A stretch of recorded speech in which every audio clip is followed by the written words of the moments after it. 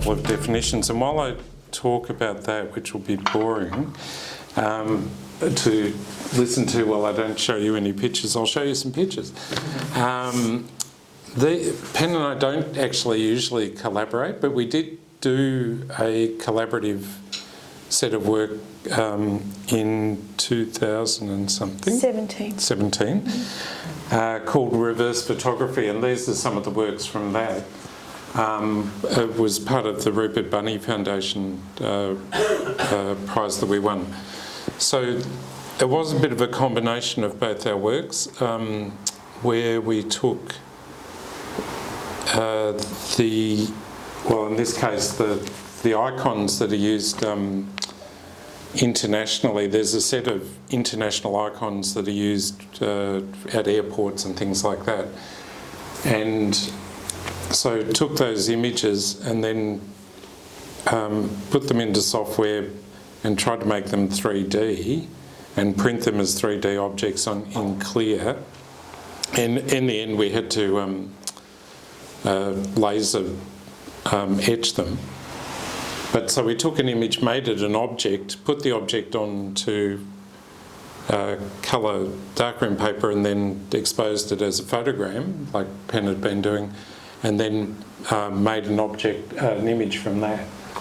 So kind of reversing photography, going from image to object to image again. And these are these were kind of about yay big, and they're a series. But anyway, I'll flip through some. Then I won't be able to explain the other ones. The other ones are kind of skins from some of the processes, the silicon processes, and then rescanned and recollaged and so forth. And there was also a 3D modelled thing, which I haven't shown here. But anyway, I'll flip through while I chat. So sex is a biologically determined usually based on the reproductive function of the individual. Most species, humans included, have at least 3 sexes: male, female, and intersex or hermaphroditic. Many species, like the common snail, are all hermaphrodites. All snails are hermaphrodites. All geckos are female, and they reproduce through mitosis and parthenogenesis. Gender, on the other hand, is not physically but socially determined. Characteristics are assigned to particular sexes as typical or expected. These characteristics and the genders they describe vary across times and cultures, with some societies posing a simple binary, male-female. Others societies far greater complexity. So it's a mistake to think gender determines sex or sex determines gender, but since they overlap, there's often a confusion. It might be useful, I think, to think of the terms male and female referring to sex and man and woman to gender. It is confusing though, and for instance in 2007 an Australian man, Thomas Beattie, gave birth to a baby. He was a transgender man who'd kept his female sexual organs, so their sex was female but their gender was male. And indeed the Bureau of Statistics say that in 2014 54 Australian men were reported to have given birth, which is a bit of a change from when I was a kid. Sex is regularly indeterminate at birth, and indeed later. People often don't find out that their actual birth sex until much later. And the Australian Psychological Society reports around 2% and possibly as high as 5% of babies are born intersex. In one of the dozens of ways this is possible. There's lots of different ways, like you might have female chromosomes, but still have male secondary and primary sexual characteristics. So it's complicated. But think of an image, and it's of a landscape. It's a vast landscape, it's a big open field. On one side of the land is rough, rocky and overgrown. On the opposite side of the land, it's all smooth curves and rolling hills. And between the two extremes, there's everything else. Mixtures and messes, crooks and crannies. Now, this seems a rather harmonious vista, but then some idiot decided to put up a fence with the explicit purpose of dividing the land in two. Well, where are you going to put that fence exactly? Instead of simplicity, it creates complication. Why isn't that patch over here? Why is that one over there? Like all borders, wherever the division is, there'll be disputes and contestations. And like any border, it must be patrolled, the differences in territory must be defined, maintained and enforced. Like any arbitrary division of nature, it continually threatens to collapse, since its binary exclusions cannot hope to encompass the complexity of actuality. I think the philosopher Jacques Derrida is quite useful here. He was hostile to all binaries which declare absolute differences and which inevitably rise one term up against the repressed other. One side is generally declared as necessary, absolute, positive, what he called a transcendental signifier, or signified rather. The other is largely hidden or secondary. But the positive term actually relies for definition on the negation of the hidden other term, the one relegated to the lesser pastures, such as patriarchy, where the positive term male and the female, the positive term is male and the female is defined in negativity and as a lack. Derrida suggests rather than difference then we have difference, with an accent above the first E and also misspelt with an A. A kind of contaminated difference where distinctions do not sit neatly but disseminate across the borders. His term deconstruction, which I'm always at students to understand does not simply mean pulling something apart or analysing it, was intended as a linguistic play to tease out these contradictions with the explicit aim to collapse claims to authority and clarity by demonstrating the border is an arbitrary construct and the field cannot reasonably be divided. I've never really found questions of identity particularly compelling. Why? Well, for one thing, I'm white, male, heterosexual, and now regrettably middle-aged, which is pretty much the assumed construct of the human subject since the 18th century and the Enlightenment. Actually, I don't see myself in that way at all, but no doubt others do due to my appearance. I have all sorts of problems with the position usually ascribed to that particular type, but all identity is more complicated than limited aesthetic definitions, as I've mentioned. Identity politics also seems very limited, often resulting in some untenable essentialist positions and generally doomed to self-negation, as identity politics ceases to erase disparity so that it no longer matters anymore. And if it doesn't really matter, it disappears. I think there's more interesting issues than identity. But of course I would. I've never had to really confront these issues of identity as critical or essential. I can deal with these other issues I consider more interesting because of the accident of my birth and the social construction of sex and gender in our age. I have this privilege. A privilege I didn't deserve in any way, but was bequeathed as a birthright on me in precisely the same way an aristocrat is handed the throne. I'm conscious for those that are denied this privilege, identity is critical and crucial. It's a barrier to be overcome before you can even consider other issues. If it was a running race, I pretty much got carried to the starting blocks ready to go, where others have had to run to the stadium, fight through the crowds, negotiate with the officials to get permission to run. You get the idea. I have, however, whenever possible, argued with the officials to postpone the race, change the rules and start on an even footing.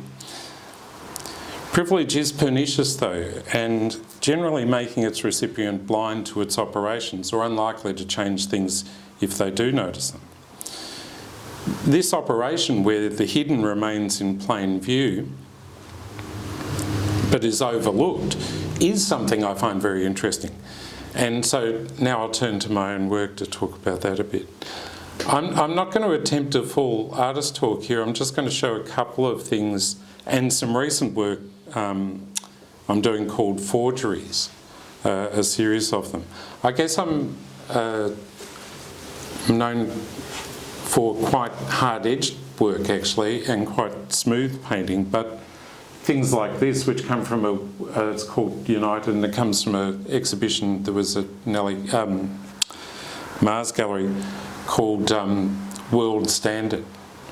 I am quite interested in this in space, and so being interested in space, all the things that surround space, so the space I exist in, Australia, which appears to me mainly to be an urban space. Most 87% of Australians live in urban spaces in the capital cities. In fact, it's the highest urbanised population in the world, despite us banging on about the bush all the time.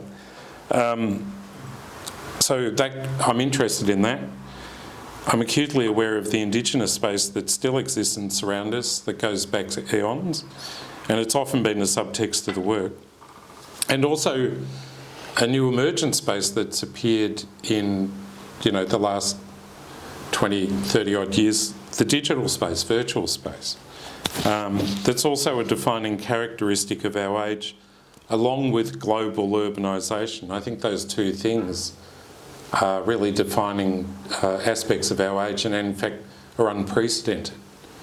I mean, the stat I love to trot out is 10% of the world's population in 1900 lived in cities, and by 2000 that was 50%, and by 2050 they're expecting it to be 75%. That's never happened before, never in human history. So that word unprecedented that gets bandied around quite a bit with COVID is actually the case in the case of urbanisation, and indeed the digital age too, which of course didn't exist until late last century.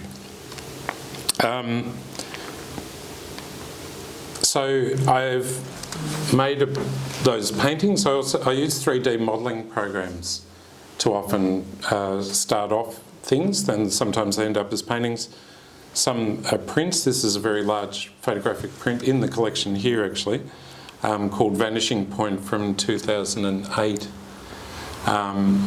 which is a view of basically the same office repeated, cut and paste, cut and paste, cut and paste, and then photograph. With these, well, not photograph, what happens with the 3D things is you make the model, you cover it in textures, you light it, and then the computer figures out all the light sources in the image, where it hits an object, and then bounces it back to a virtual camera in the space, and then renders it. And then from there, it gets developed. It gets exposed by lasers onto photographic paper in a light jet process, it's called, and then gets developed as a Type C photograph. So I call them virtual photographs because they lack what a photograph usually has, which is that indexical link with the thing outside itself. Like a photograph, something was in front of the camera. With these, there was nothing. There was no camera, but yet physically they end up as photographs. And a more recent example of that, which is also in the collection here upstairs. Indeed, you can see this, and just a still from a survey show at Glen Ira in 2012 I had called Somewhere About Now. Just to show that actually they usually project, I make videos as well, and they're projected very large so that they're kind of immersive generally. This is one here, it's got a sound track, but I'm not going to show you the whole thing. It just goes 2 minutes and then it goes back and loops around and is quite horrendous. I mean, it's not horrendous actually, but it's meant to be hypnotic. I'd see these things as kind of like paintings. I want them to be paintings. I find videos in galleries boring generally. I want them to entrance in the same way that a painting does, where you can keep looking at the thing and finding new detail again and again. This has a very portentous sounding soundtrack that's very menacing, but it's actually ABBA's Money, Money, Money slowed down 30 times. So I won't show you the whole thing. I started doing some works which I've called forgeries. This is from a show called Formworks and Forgeries, and this is a kind of one of the paintings from the formwork section of that. And these are the forgery paintings. These are all based on, they're all uniformly sized. They're 30 by 25, all oil on linen, and all framed in a simple black frame. You won't be able to read that title, but they've all got these incredibly long-winded titles. This is Stepping Up Mission Critical Engagement Linkage Project After Stubbs. So they're all based on 18th century paintings, and the titles are all based on corporate and university websites and their mission statements. So I've just kind of hashed them together. But it seems to me that they bear about as much relationship to the real world as these paintings do in some way. I became very interested after reading Bill Gamage's The Greatest Estate on Earth and Bruce Pascoe's Black Emu about the Australian landscape and what it looked like. It's a remarkable thing that almost all the early settlers and invaders remarked that the place looked like an English gentleman's garden. And it's something that's mentioned again and again and again in the journals. And it's no accident. Australia wasn't a wilderness at the time of invasion, but a highly cultivated estate managed by the Australian Aboriginal people. So outside, and so when the British arrived, they recognised this, the landscapes as not unlike their own. These are all drawn from those landscapes. This is actually a portrait of Governor Arthur, the first Governor of New South Wales, by Thomas Wheatley, but it's basically, the original is basically an 18th century virtual reality simulation, because Arthur hadn't been to Australia yet. It was 2 years before he left, and they did the portrait there, and neither had the artist been there, so he made up the background, and it's pretty generic looking. Not sure what's going to be there. And in the original, it's kind of a hilarious painting. Arthur looks like he's a bit shocked to be there. Anyway, so these landscapes, I began to think of them that perhaps the most accurate depiction of the Australian landscape, outside of Indigenous painting, of course, was in fact these 18th century British landscapes, of the British landscape, but they were probably the closest representation of the Australian landscape as it was that there is. So I got the idea to paint these original Australian landscapes by painting British landscapes, and I changed the trees to be Australian natives, and I tried to paint out the colonisers, but as you can see, they just won't go, right? They just keep hanging around. So I've cut them out and overlaid other things. The 18th century, of course, was also the period of the Enlightenment, the Scientific Revolution, slavery, global corporate capital, colonisation, considered the British East India Company. It was also the historic point when Australia was first colonised, and the seeds of global urbanisation and digitisation, now in bloom, were first sown. So as I mentioned, the long-winded titles come from corporate websites and, regrettably, universities. I call them forgeries not because they're forgeries of the historical paintings that they merely reference, but they're really a forgery of my own earlier work, which they resemble to some extent. But no painter wants to be caught forging, right? So I followed the lead of the Dutch art swindler Hans van Meegeren, who in the 40s and 50s painted a series of, in the 30s and 40s painted a series of Vermeer paintings, which he sold as originals. But cleverly, he didn't make straight copies of Vermeers. Rather, he painted the previously undiscovered but hypothesised paintings Vermeer might have painted during a stay in Italy under the influence of Caravaggio, that art historians thought might exist but no one had ever actually found. He painted those. So in the same way, these works are not direct forgeries of my early work, but they're paintings in the style of my earlier works. They're the kind of paintings I may have painted under my own future influence had I known then what I know now. So these, there's about 20 odd in the series now.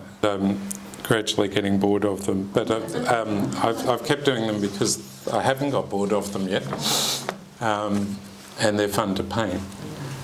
And eventually they will be.